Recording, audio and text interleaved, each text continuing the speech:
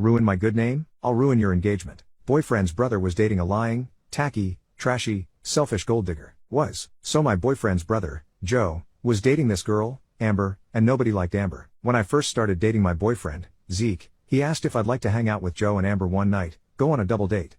I said sure. Well, on the way there, Zeke warned me that no one liked Amber. He said she was stuck up and rude. I'm not the type to base my opinions on what others say, so while I heard what he said, I told him I appreciated the heads up, but I'd make my own decisions about her. Well, she was awful, indeed. She'd give everyone dirty looks throughout dinner, she wouldn't talk to anyone but Joe, unless addressed directly, and then you'd get an eye roll and a 1 or 2 word answer. Also, she's a big girl. I have nothing against big girls, but she dressed like a cheap hooker in clothes far too revealing and too tight for her, with thick black eyeliner, cakey makeup, and ratty hair. Joe's a sweetheart, decent looking, funny, generous, kind, gentle, friendly, just all around a great guy, in every way possible. He has been like a brother to me, and I love him like family. Anytime Joe and Zeke would try to hang out, Amber would complain. On the rare occasion that Joe and Zeke got to hang out, it would usually be with their other brother, Todd. Todd's a nice guy, nice wife, cute son. We all get along great, except when Amber is there. So when the boys got to hang out, I'd usually stay home because they got so little time together. But sure enough, Amber would be calling and texting and witching the whole time about how Joe was always so busy.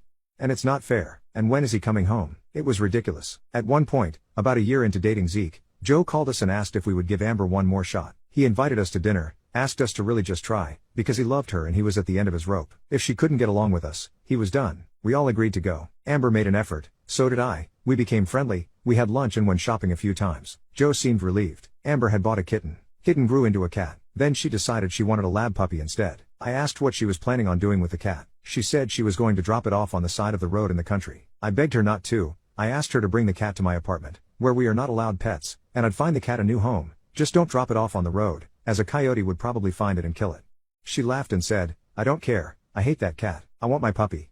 Again, I asked her to please give me the cat. No dice. The cat got dropped off on the side of the road and I never saw it again. So she got a lab puppy, a sweet, pretty little lab girl who loved to cuddle and give puppy breath kisses. About 6 months in, she decided she wanted a chihuahua, so she got rid of the black lab without notice. We still don't know what happened to the black lab, but who cares? She got her teacup chihuahua. Then he proposed. Amber said yes, and went back to crazy. Zeke was asked to be the best man. I was not asked to be in the wedding party, which was honestly fine with me. To be honest, I didn't trust the dress she would have put me in, and I didn't want to have to pay for all the extras. Well, she asked me to come to a dress fitting for her. I said sure, and asked when she could pick me up since Zeke had our car that day. She had to pass my house on her way to the dress shop anyway. I was sick, and it was pouring out, Portland, Oregon.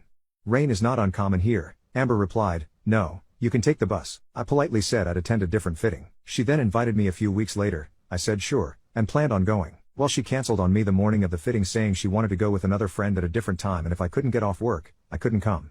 Well, I wasn't taking time off work, so again, I declined, but said if there was anything else I could help with, just let me know. And I volunteered my time, effort, and money to make their wedding favors by hand.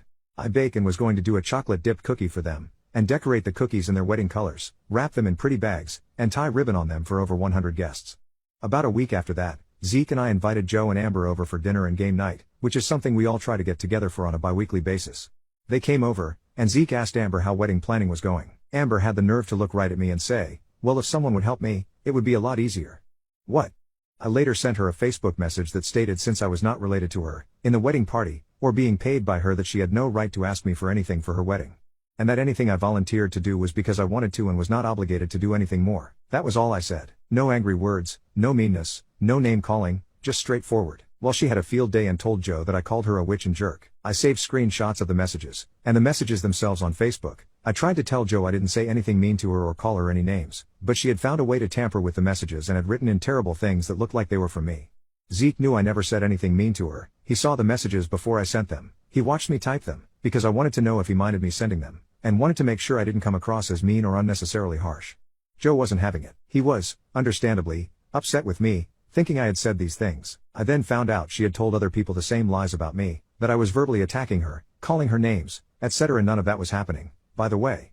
And anyone who knows me will tell you I am very friendly and smiley, and I'm nice to everyone. Now around this time, we found out that I am pregnant. Their wedding was scheduled for 6 days before my due date. For about 3 weeks, I stewed, not knowing what pregnancy hormones would do to me, not wanting to go to the wedding and say or do something awful if provoked.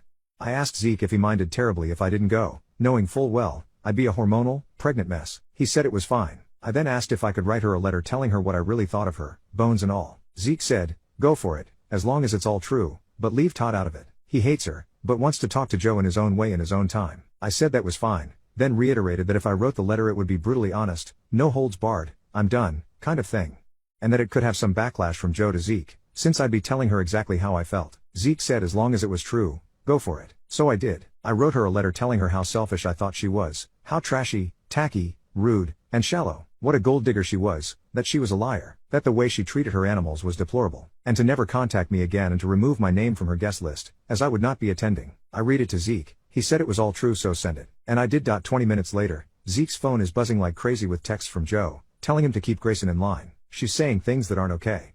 Zeke replied that everything I said was true, he agreed to the message I sent. Zeke and Joe yelled for about a half hour. It wasn't fun. Well, word got out to Todd and his wife, Laura, that I'd sent the Facebook message. I showed them the messages. They'd all heard from Amber that I was saying horrible things, all of which I had proof that I'd never said. Then Todd, Joe, and Zeke's mom and dad heard about it. All of a sudden, everyone is admitting that they can't stand Amber. Dad said he wouldn't stop the wedding, but he wasn't paying another dime, and if it went on he wouldn't attend. Todd was neutral, but told Joe he did not like Amber at all, but that he loves Joe and he'll support him no matter what. A week later Joe left Amber. She cried, whined, accused, tried to get money from him, etc. And the whole time everyone knew I was the snowflake that caused the avalanche. At first I felt bad, but Joe is so much happier, it's like he's an entire different person. And so many people have thanked me for it, saying they didn't have the guts to say what I said. Even Joe thanked me like a week ago. Amber is still furious, but I don't care. She's single and being trashy, lost her apartment and had to move back in with her parents and lose her brother. Her job has gone to crap, but at least she's doing it far away from all of us.